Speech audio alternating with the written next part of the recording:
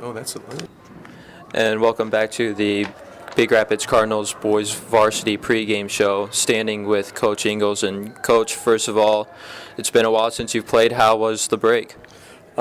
frustrating. You lose a ball game, didn't play very well on the road, and it's been 3 weeks. So a lot of frustration. So anxious to play again. As a basketball coach, I think the worst day of the week that the holidays can fall on is Wednesday. You get Christmas and New Year's on Wednesday, and how do you practice? The kids are scrambling to spend family time, which they need to do over. And so we didn't. We practiced, but not as much as what we wanted to. I know they think they're ready. I guess we're going to find out whether they are or not, Chris.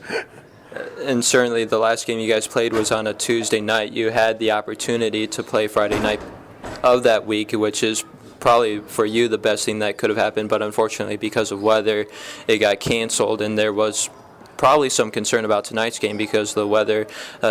Just talk about that real quick. Well, we White Cloud was reasonably close, and of course Chip is close tonight too. So it's a short trip over, and we're all, whether it makes Big Rapids or anybody else, we're at that point where the rest of the season we're every Tuesday and every Friday already. So many makeups. You go back to the White Cloud game, we haven't rescheduled it yet, but we're looking at 3 ball games a week at some point. As I told the kids, and we talking to them about rest and nutrition and staying eligible and all those things that are important that you need to do, because we're at the point where I think we've got 6.5, 7 weeks to go in the season. We've got 17 games to play yet too, so there really isn't any place to put these things without stacking them up too much.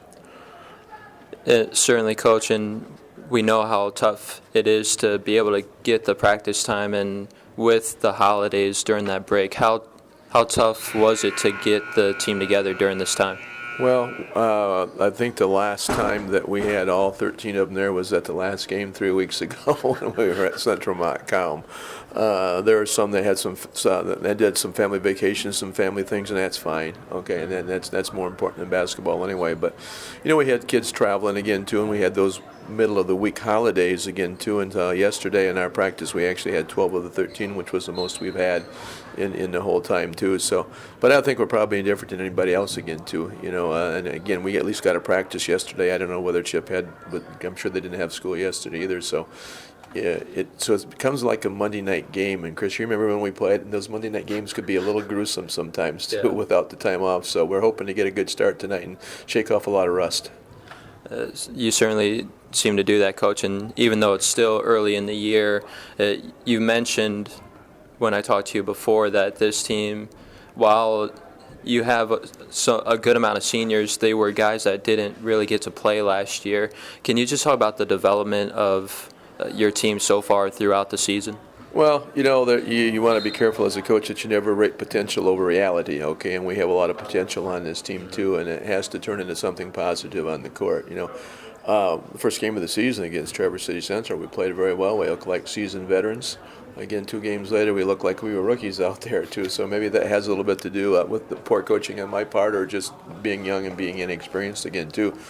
But these kids banged heads with some really nice ball players every night in practice last year too, and they're very capable of playing. And coach was disappointed in his coaching, and the players were disappointed in their playing last game. So it was a bad loss for us. The conference this year is going to be kind of a dog-eat-dog. I think there's 5 or 6 teams on any given night, so we have to avoid any more of those bad losses. And tonight's the first step.